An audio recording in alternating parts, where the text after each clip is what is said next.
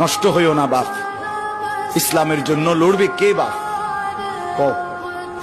মুরব্বীরা তো চলে যাবে বাপ। 18 বছরের ছেলে, 20 বছরের ছেলে, 22 বছরের তাগড়া জওয়ান, তুমি নষ্ট হয়ে গেলে, তুমি চরিত্রহীন হয়ে গেলে, তুমি যদি সারাক্ষণ নারী ছাড়া, ছবি ছাড়া, মদ জুয়া অশ্লীলতা, তুমি যদি মোবাইলের আসক্তি ছাড়া চলতে না পারো, আগামী দিনে ইসলামের জন্য তুমি করবা কেমন, লড়বে কেমন? আগামী প্রজন্ম তোমার হাতে নিরাপদ দিন পাবে কেমন? বেঁচে থাকার নিরাপত্তা মিলবে না।